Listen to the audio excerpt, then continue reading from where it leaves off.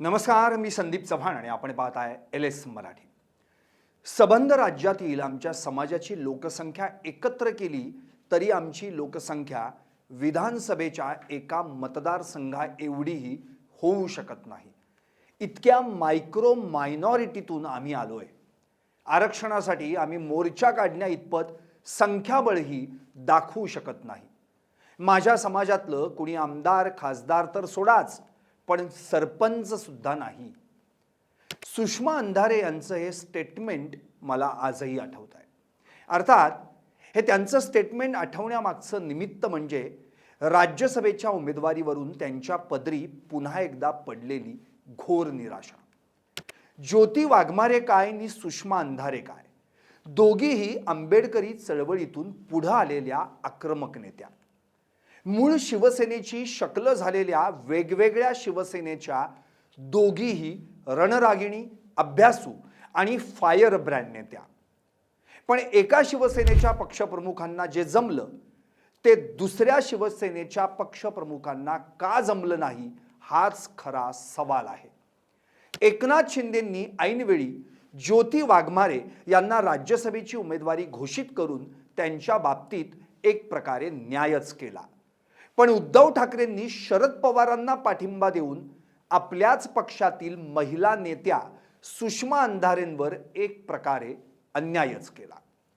शिवसेनेचे मुख्य नेते आणि उपमुख्यमंत्री एकनाथ शिंदे यांनी पक्षाच्या राज्य प्रवक्त्या डॉक्टर ज्योती वाघमारे यांना राज्यसभेची उमेदवारी जाहीर केली आणि सर्वांच्याच भुवया उंचावल्या।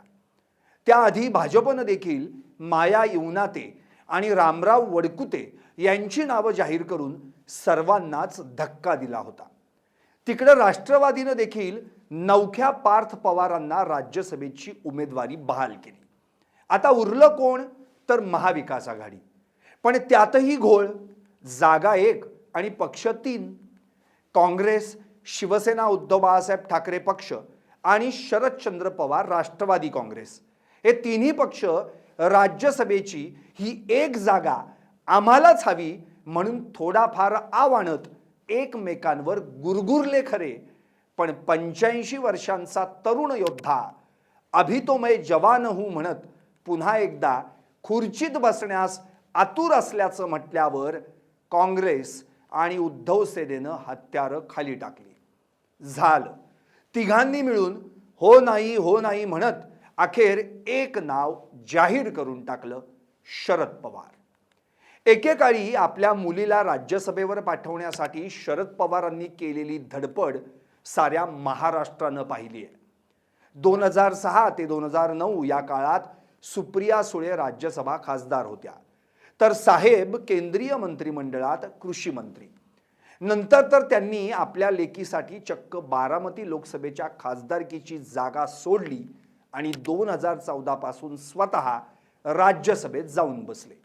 त्यानंतर पुन्हा 2020 ला देखील राज्यसभेतली आपली खुर्ची काही सोडली नाही। महाविकास आघाडीच्या वाट्याला अवघी एक जागा आल्यानं निदान या बारीला तरी साहेब खुर्ची खाली करतील अशी आशा अनेकांना वाटत होती, पण अखेर साहेबांनी मी नाही खुर्ची खाली करणार जा असं म्हणत सर्वांची घोर निराशा केली। काँग्रेस, उद्धव सेनेतली बरीचशी नेते मंडळी या खुर्चीसाठी गुडघ्याला बाशिंग बांधून बसली होती, पण या राज्यसभा रूपी संगीत खुर्चीच्या खेळात पुन्हा एकदा जिंकले ते साहेबच। असो, आता पुन्हा एकदा आपण आपल्या मूळ विषयाकडे वळू। महाविकास आघाडीनं साहेबांच्या नावाची एकमुखी घोषणा केल्यानंतर वेळ आली होती ती शिंदे सेना कुणाचं नाव फायनल करणार याची। शिंदे सेनेतून अनेकांची नावं चर्चेत राहिली। आनंद अडसूळ, गजानन कीर्तिकर, संजय निरुपम, हेमंत गोडसे, राहुल शेवाळे, शायना NC आणि शेवटून पहिलं घेतलं जाणारं नाव म्हणजे ज्योती वाघमारे। पण शेवटून पहिलं असलेलं नाव सर्वात पहिलं आलं आणि ते फायनलही झालं।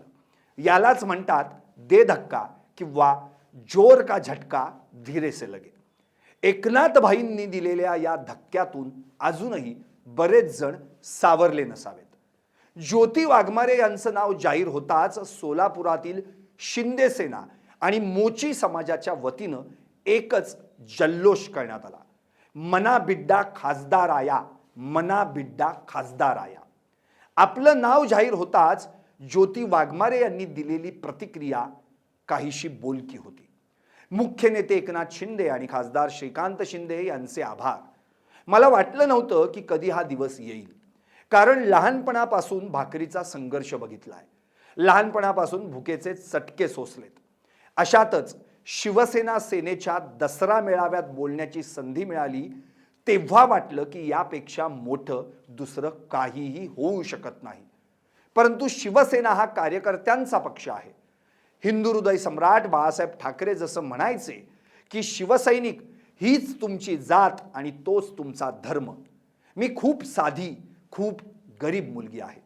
मला राजकारण कळत नाही, पण मला विश्वास आहे की माझे नेते एकनाथ शिंदे यांनी जी संधी मला दिली त्या संधीचं मी सोनं करेन. ज्येष्ठ नेत्यांचं योगदान पक्षासाठी खूप महत्त्वाचं आहे.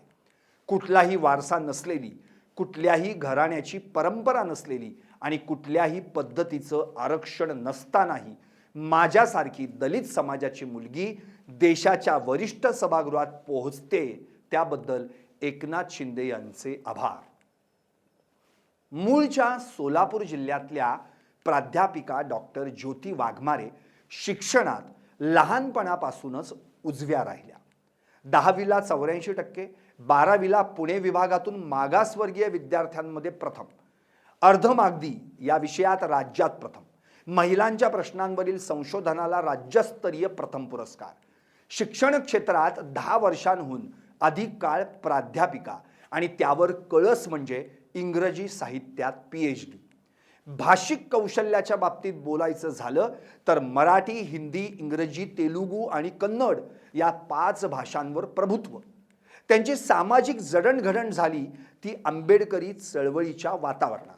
वडील नागनाथ वाघमारे दलित पॅन्थरचे कार्यकर्ते. हॉटेलमध्ये वेटर तसेच बांधकाम मजूर म्हणून काम करत सांभाळलं कुटुंब. अखेर सोलापूर महापालिकेत नगरसेवक म्हणून निवडून देत सोलापूरवासियांनी त्यांच्या चळवळीतील कार्याची दखल घेतली.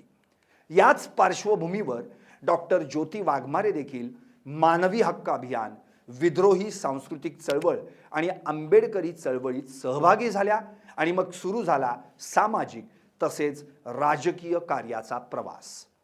एप्रिल 2023 मध्ये शिवसेनेत प्रवेश केला. शिवसेनेत झालेल्या बंडानंतर शिंदे सेनेत प्रवेश केला. शिवसेना पक्षाच्या राज्य प्रवक्त्या आणि धाराशिव जिल्हा संपर्क प्रमुख म्हणून नियुक्ती झाल्यानंतर गेल्या 2.5 वर्षांमध्ये विविध वृत्तवाहिन्यांवरील चर्चासत्र, राजकीय मंच आणि सभांमधून शिवसेनेची भूमिका ठामपणे मांडत राहिल्या आणि राजकीय घडामोडींवर सडेतोड व मुद्देसूद भूमिका मांडत पक्षाच्या आक्रमक प्रवक्त्या म्हणून स्वतःची ओळख निर्माण केली.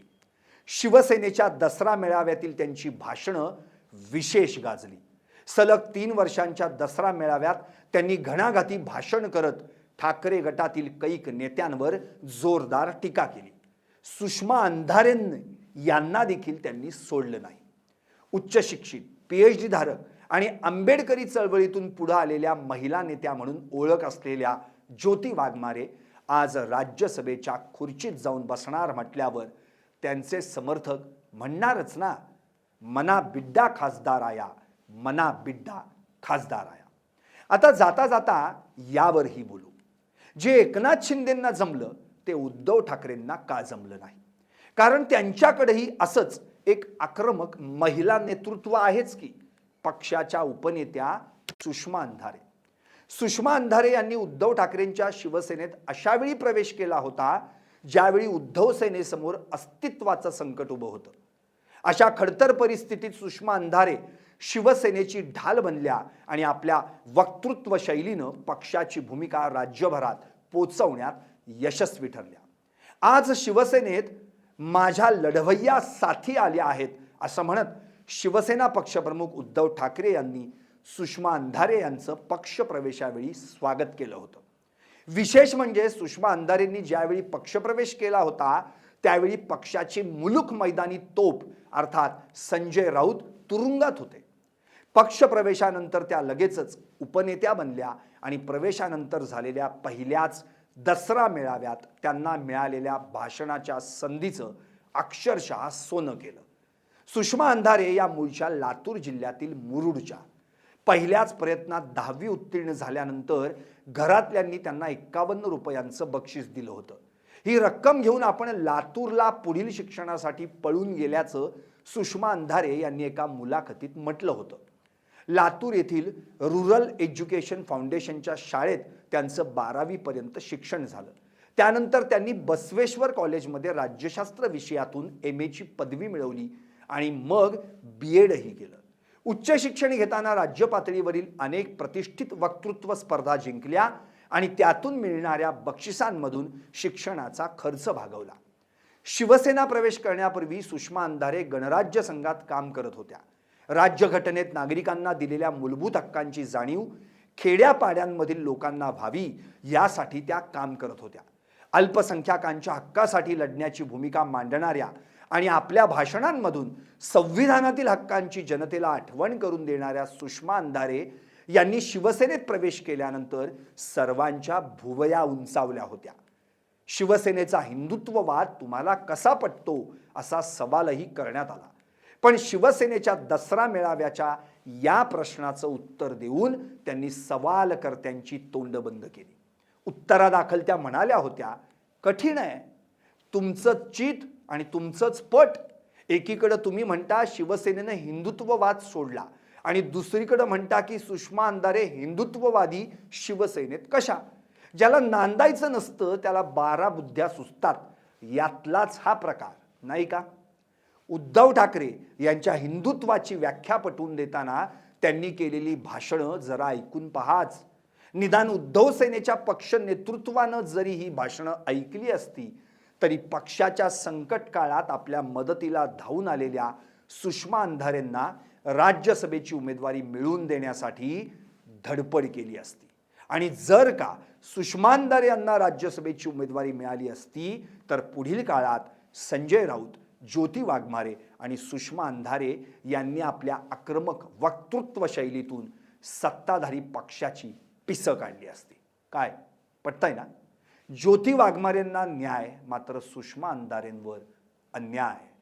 तुम्हाला काय वाटतं आम्हाला कमेंट करून जरूर कळवा आणि पाहत रहा LS मराठी. सत्याच्या पाठी, बातम्या सर्वांच्या सर्वांसाठी.